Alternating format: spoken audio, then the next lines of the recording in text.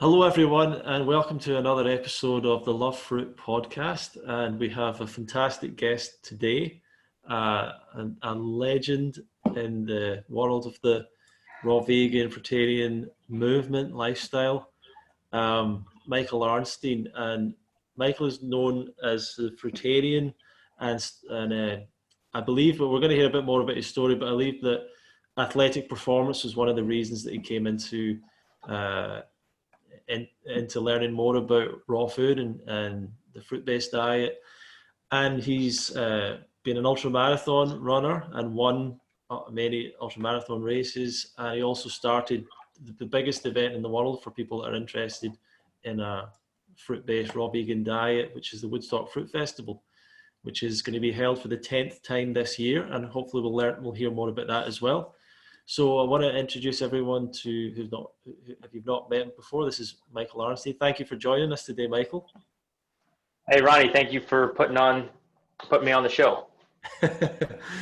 Excellent. And the first thing I want to kind of do is go right back to the beginning for you. And why did you make this choice to go towards a fruitarian diet? How did that happen? I've been an athlete most of my life, and my first push into fruitarianism was mainly for athletic performance. I had already become a vegetarian for ethical reasons at the age of 16. All right. And I haven't had any. I haven't eaten any red meat or anything like that since I'm 16. I'm 43 now, so that's pretty much a lifelong commitment. I feel real good about that. And the fruitarian diet was all about athletic performance for me. And where did you hear about it? Like, how did you, was it a person, a book, was it a video? What was like the first exposure you had to it? My wife was interested in raw food diets in her own goals, mainly just to lose weight. And she had read a book by Doug Graham, the 80-10-10 diet. And that was my first, it was one of the main impacts on my life to change and try the diet. I've read many other books.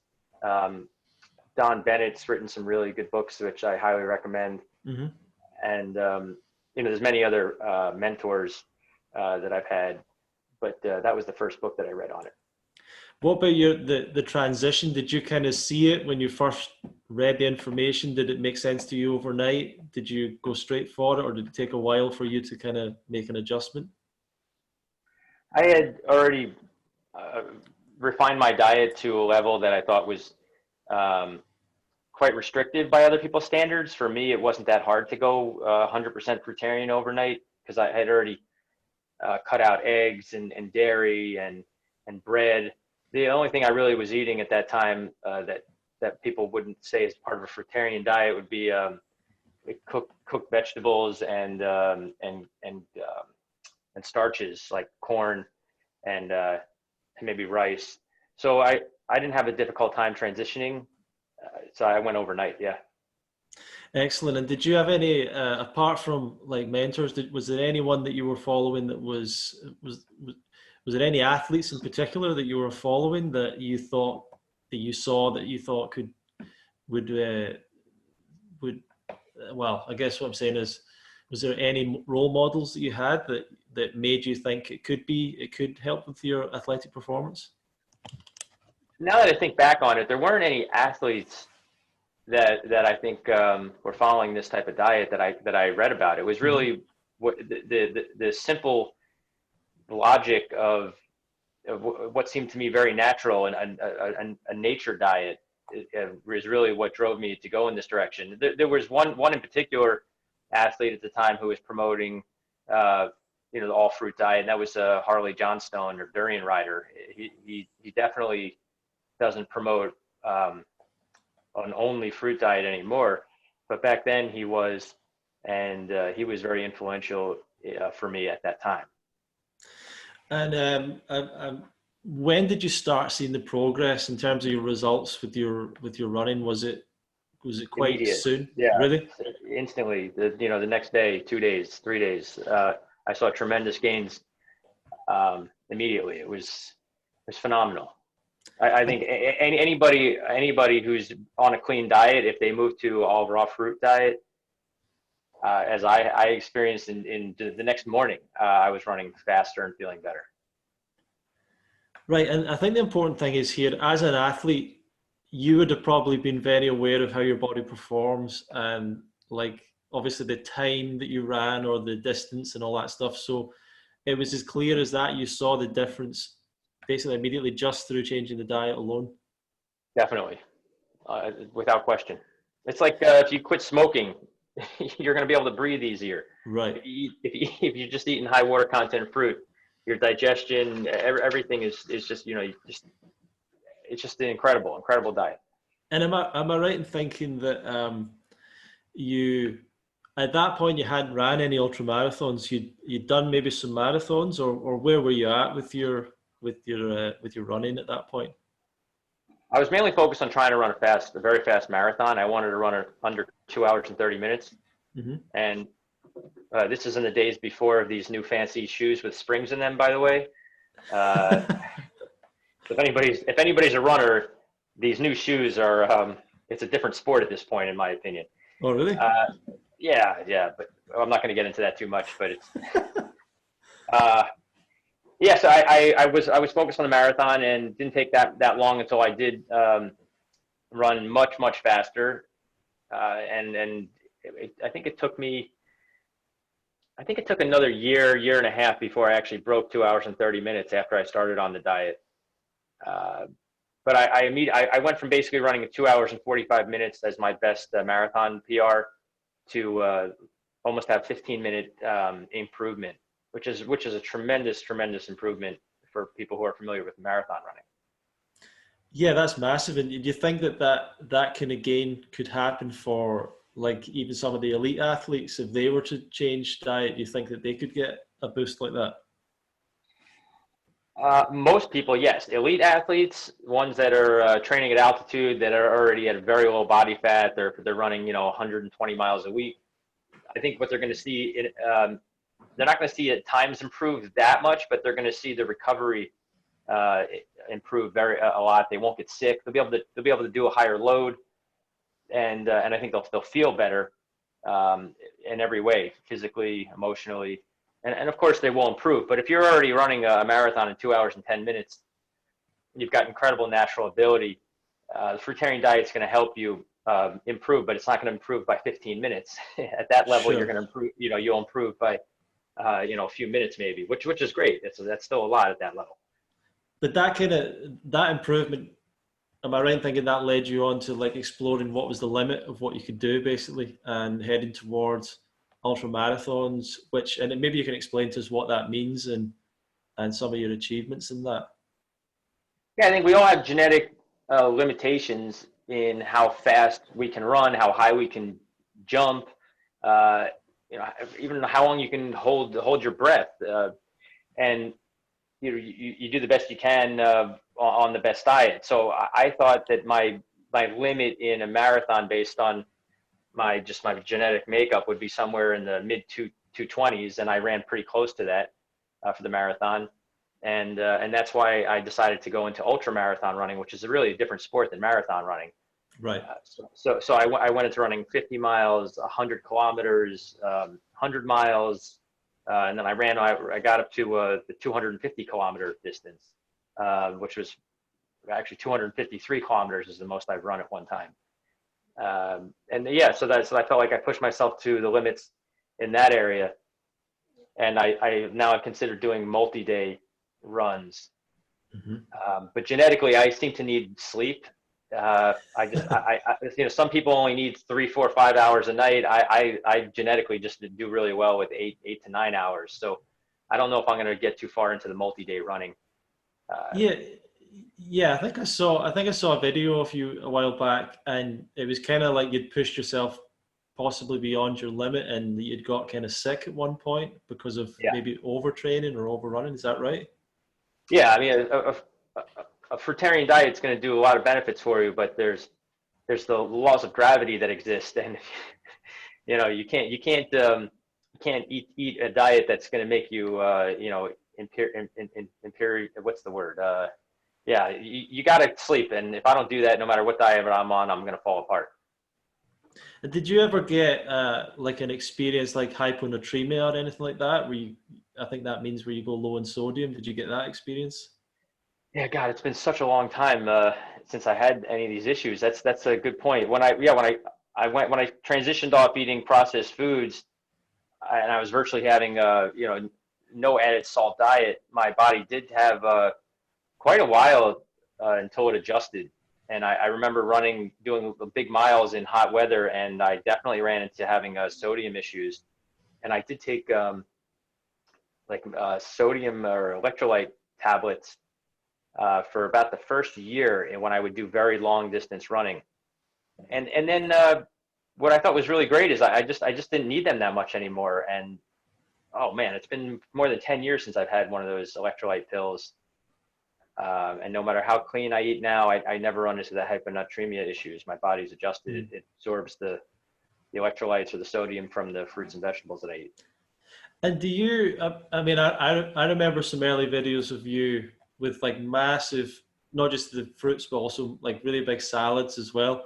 Do you, I mean, you obviously talk about the fruitarian diet. Do you see that as an all fruit diet? Do you try and follow an all fruit diet? Have you done that at times, and do you mix it up at other times, or how do you look at all that? I definitely primarily fruit for calories. The first couple of years, I ate massive salads in the evening, Mm, and I've without a doubt stopped doing that. I do have salads, but very infrequently. I'd say the longer I'm on a fruit diet, I'm drawn less and less to greens, mm, like especially difficult greens like kale. I mean, mm. I used to have kale salads with avocado dressing, and I would just eat tons and tons of kale. And now I almost never eat kale. I don't want Sure. kale. I eat romaine lettuce or even iceberg, which I don't even think you can call that a green. Iceberg is just basically crunchy water. Yeah, and I think that obviously, well, I know that you're from New York. You're an entrepreneur, probably quite a stressful lifestyle in that kind of environment.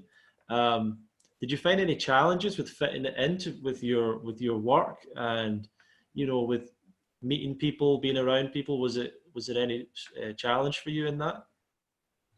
Well, I would classify myself as an introvert. I'm not one to want to go to big parties or restaurants with big groups of people. I'm focused mainly on my own hobbies, and I like to try to create services or products as an entrepreneur for people. So I'm a business owner. I've always been self-employed. So I'm really always got my mental focus on, how do I make better services or products. Um, so socially, I didn't have a problem eating this way very much. I still don't find myself looking to go to restaurants Hmm. or big social events. So I'm okay with it. I think for somebody who's very social, the diet would be significantly more challenging. But my health is the most important asset that I have, that I'll ever have, and I really focus on that all the time. I don't want to go to a party and feel social pressure to eat foods that are going to make me feel terrible. So I don't drink alcohol ever. I don't do any recreational drugs. I like to get good amount of sleep and spending time with the quality people. Oops. Excellent, And excellent. I got a call coming in, Ronnie. Can we pause it? Okay, we'll pause it. Yeah. Sorry about that. Yeah, well, I mean, that's great to know. I mean, a lot of people obviously would think about the business world as all these meetings and people going to like restaurants all the time and all this kind of stuff. But obviously, that's not been a problem for you. Anyway, I think that would I be right in thinking that you had this idea for the Woodstock Fruit Festival? At what point did that come into your mind? When did you? I'm guessing at first that what you didn't even have a name for it, or did it start with the name or the dream, or where did this all come from? Well, as I said, I'm an introvert, but I'm not super antisocial. I definitely enjoy spending time with people who have the same interests and ideas and ideals in life. And back in 2000, 2008, when I started eating this way in 2009, I got friendly with people on YouTube. And at the time, Facebook wasn't popular. I don't even know if it existed in 2008, but there were other forums and chat groups. And I met up with some of these people and had a wonderful time. And people that would get really excited about really high quality fruit.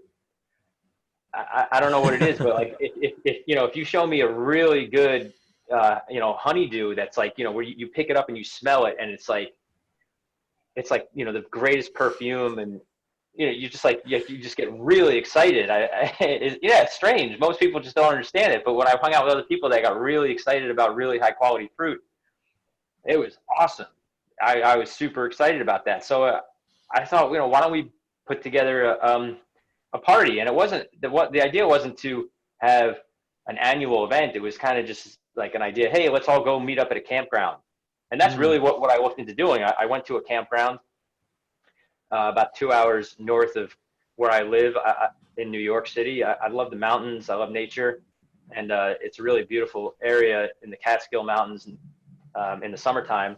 And I found a campground, and I put down $5,000 to rent the entire campground. And I figured spread the word. And my impetus wasn't to make money at all. It was just to bring people together. I was just kind of a donation that I thought would maybe get paid back if people pitched in. And anyway, fast forward about 3-4 months later, the interest was actually growing quite fast. And we had a really big rainstorm, and the campground got kind of washed out. It was right by a river, and most of the facilities were destroyed. And we were in this bad situation where we needed to find another facility. And we also decided that if it had rained that week, we would be in a lot of trouble. The fruit festival would be this horrible experience. So I dug into my pocket a lot more, like much more than $5,000. And I took a huge chance, and we rented a much nicer facility in the Catskill Mountains. And then it became a serious project. And that's when Yulia, who's still the administrator, the director of the event, she was working full time on it. And it grew really fast. It was really the first of its kind. And because I was willing to put in a significant amount of money to get it started and organized and make it really a professional operation, it grew. And now we're going to have the 10th year. And it's definitely one of the greatest things that I've ever been involved in my life. Although it hasn't been all fun, it's a lot of stress putting on such a big event. As well as you can try to do it, there's always people that don't have good experiences for one reason or another. And dealing with those challenging situations, it's definitely a job. But a lot of people enjoy it, and I try to focus on that, and they come back year after year, so we keep doing it. I heard a rumor that the first year that you didn't actually get to be at the whole event or something because you had a race. Is that right?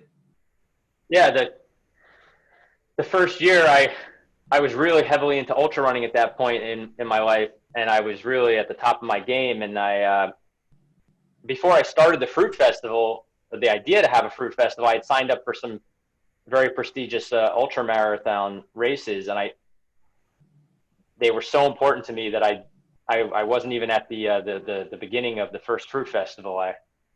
It's a little bit regretful. I felt like maybe people might think that's kind of arrogant or something, but I got to follow my heart. I love fruit and I love running, and running took the priority on that day, which was, in hindsight, pretty crazy. I don't think I could do that again, but yeah, it was great to show up and everybody was having a good time.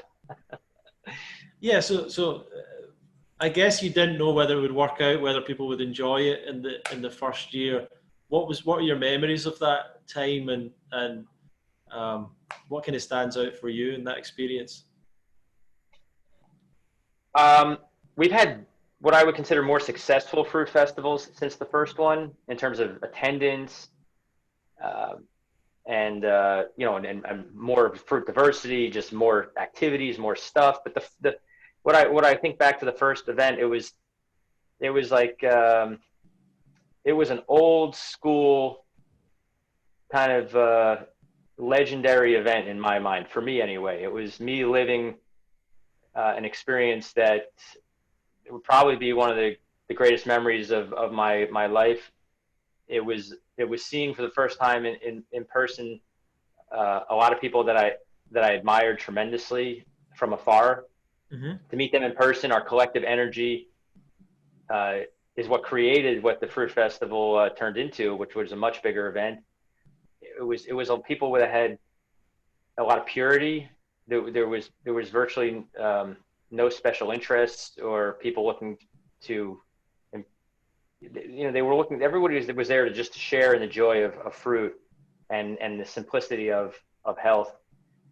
And it was just beautiful, very relaxing. People's expectations were very low, and it was really the first big event, and it was beautiful. It was just really beautiful. It was a miracle of inspiration, and yeah, I look back on it with great fondness. Yeah, there's some amazing video footage from that first event, and that's what I saw that led me to go the next year. And for me, when I still look at those videos, there is something really special about that, and it feels like a real kind of paradise was created for that time, which I think still is what the festival lives up to, really. Yeah, I think one of the reasons why I keep putting on the event is I'm trying to recapture that's those special moments, and I do capture them in large part at every event, but it was also smaller. We only had about 170 or 180 people at the first event, so you really got to spend time with people on an individual level. Whereas now the event is significantly larger, and the facility that we rent is much bigger. So it's great. It's a bigger party. It's a real event, where the first Fruit Festival was more of almost like a family reunion, even although it was the first time we ever got together. Yeah, fantastic. So over the years, the festival's grown. It's got bigger. Obviously, it moved, but it's only been since then. It's only been at Camp Walden, although you did have the event in Hawaii as well. There's been all sorts of different, sometimes controversies connected to the event. People have left, people have come, people have went and come back, and all these things. How have you felt over the years about that, with all the challenges you've had in putting it on and your generosity in putting the time in to do it? How did it feel when all these kind of different challenges came up and controversies and things like that? Yeah, there's definitely been a lot of drama. Humans, for whatever reasons, in our natural design, don't seem to get along very well. I guess it's part of our natural design to push each other to improve. So if somebody's critical of you, you might not like it, but in some way they're really your best teachers. They're best motivators to make improvements in your life and to change. So although it wasn't pleasant going through some of these dramatic arguments that people would have about A to Z, it helped us to improve. It pushed me not to let myself get too emotional about these things, and step back, take a look at the bigger picture, look at the trend line. That we've affected people on a positive level for many years, and we've been able to achieve a lot together, although we haven't all stuck together. The snowball keeps rolling, and I don't have any regrets. I try not to hold grudges, although some people, I don't necessarily trust them to be supportive in the future, so they might not have been invited back to the event. But overall, I think we're doing a good job, and I hope it continues.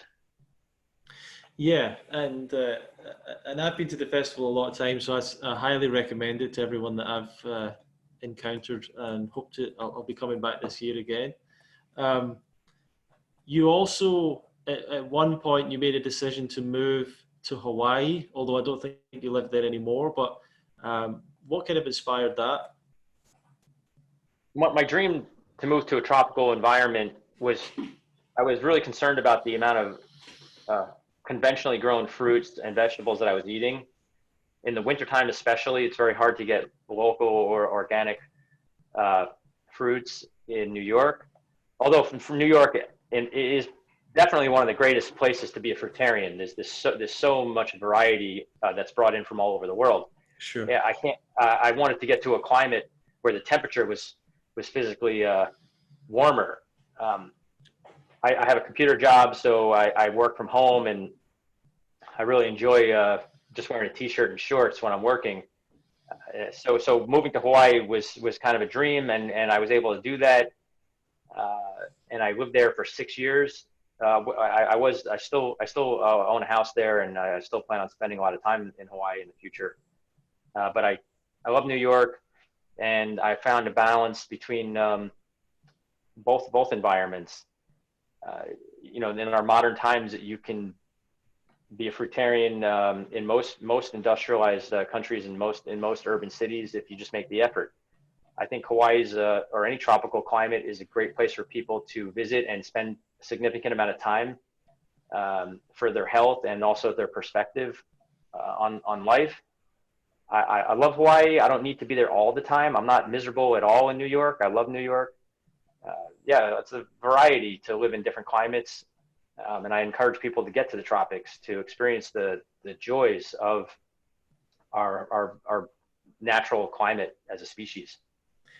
Were you able to get more? Are you actually able to get more variety in New York than in Hawaii in terms of fruit?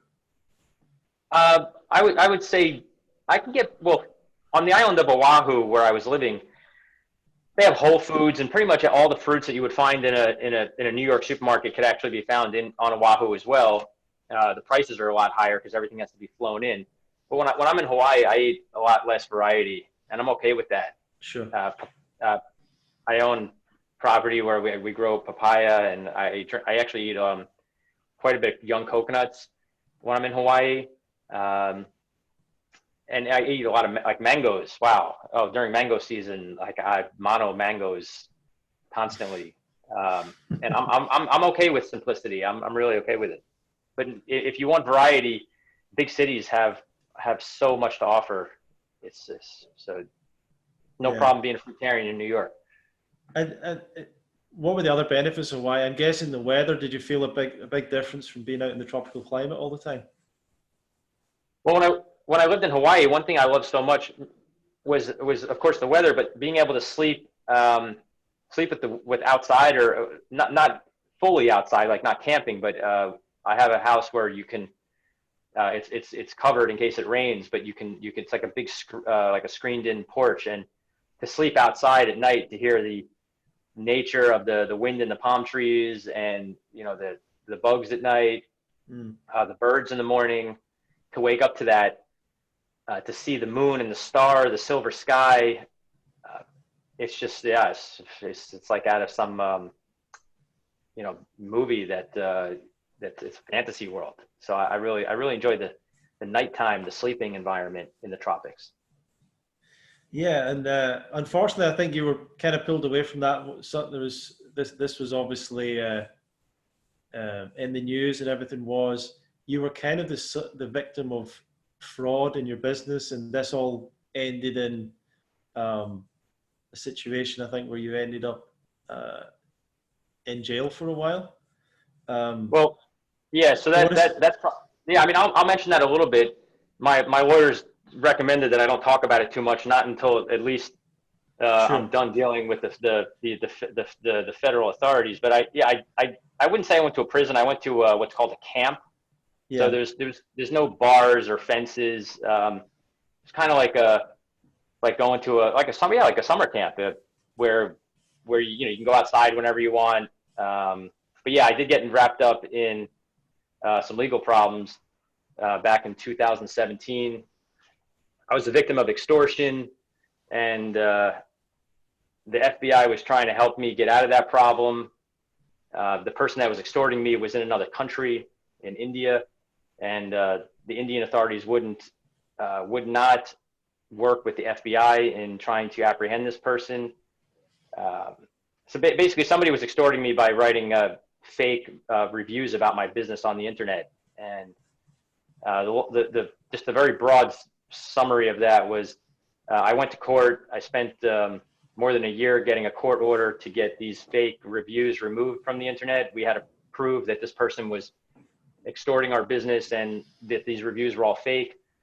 And we got the court order, but here's where we ran into a big problem. The internet does not have the same laws as print media, like newspapers. If somebody takes out an advertisement in a newspaper, in a print publication, and tries to defame you and write fictitious things about you, you can sue the newspaper and the person that asked them to publish these things. Sure. But on the internet, there's something called the Section 230 of the Communications Decency Act, which was passed in 1996 when the internet was trying to get off the ground. And it basically absolved internet providers from any liability if somebody would write anything fictitious, defame somebody.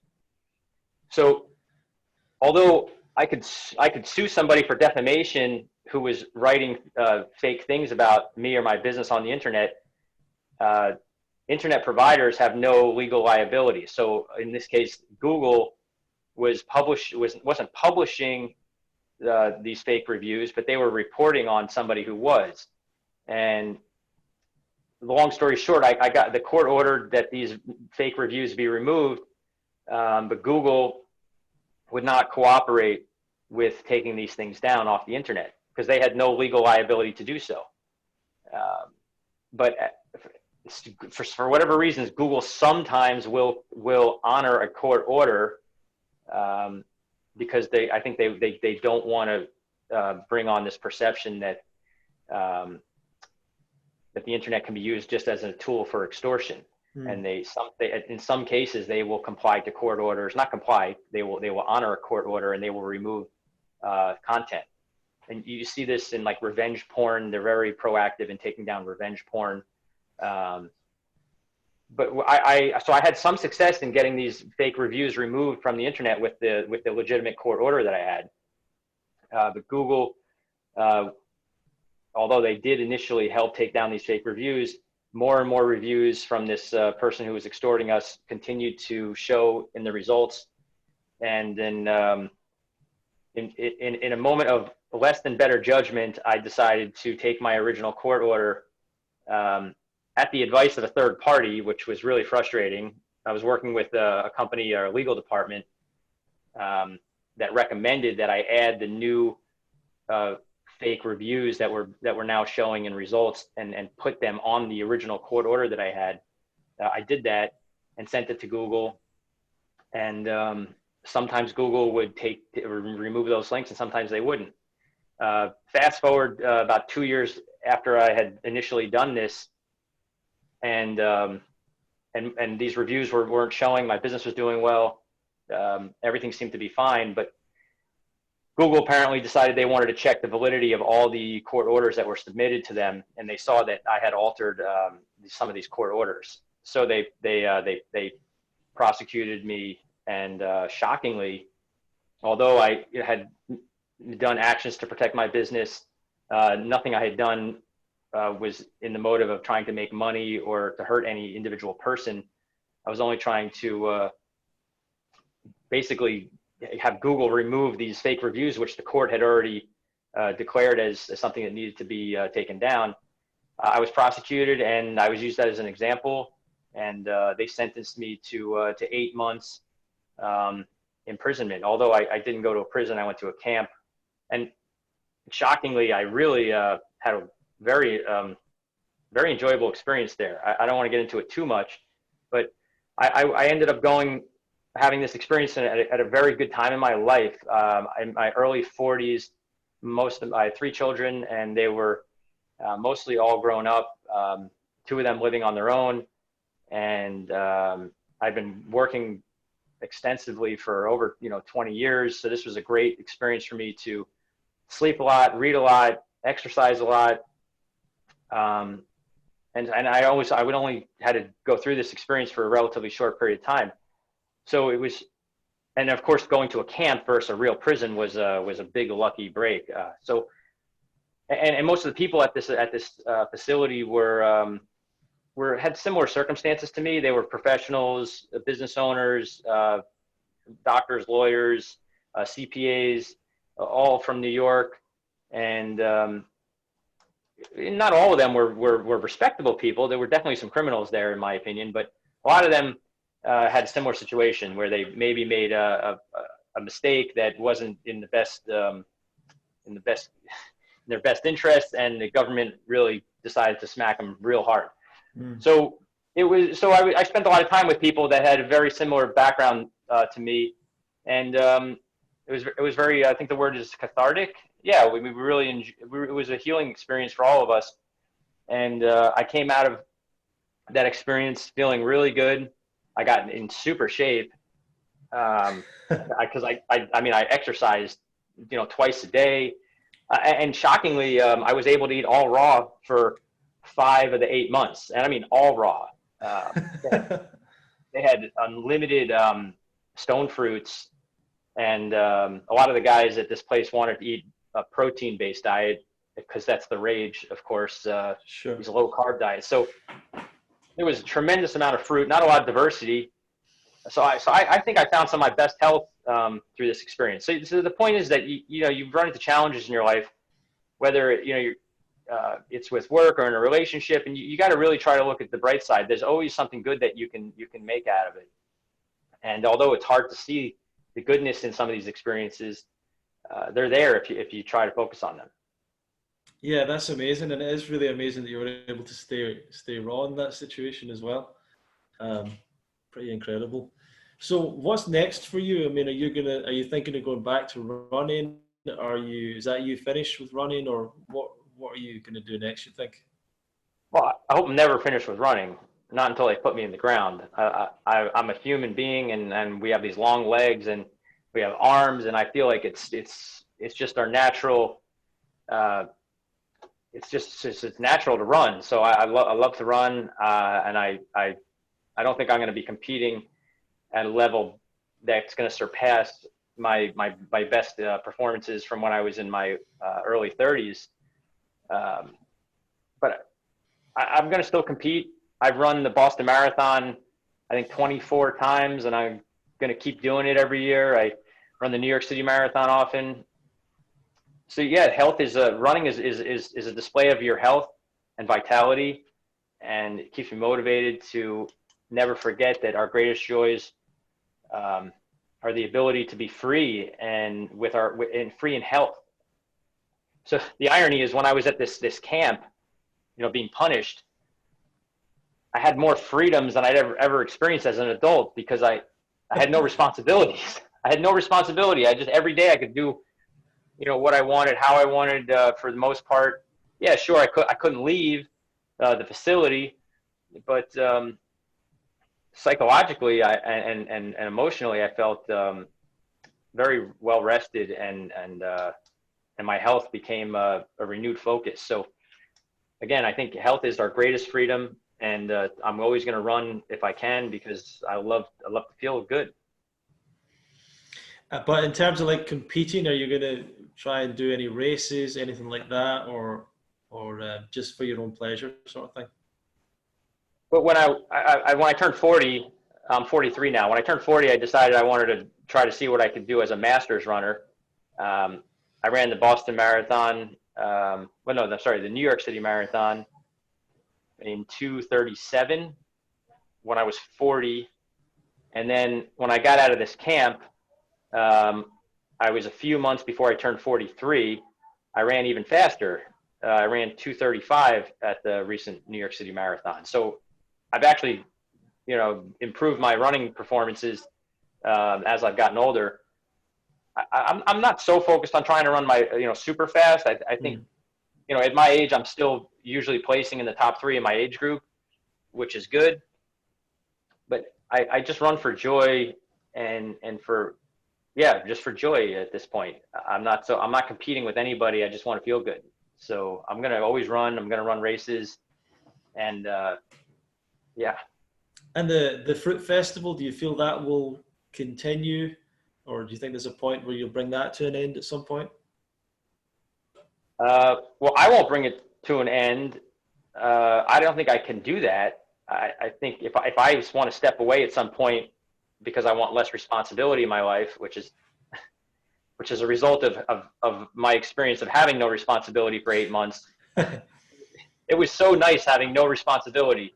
I got spoiled. So if I decide that I want to step back from the fruit festival, I think somebody else will pick it up and keep it going.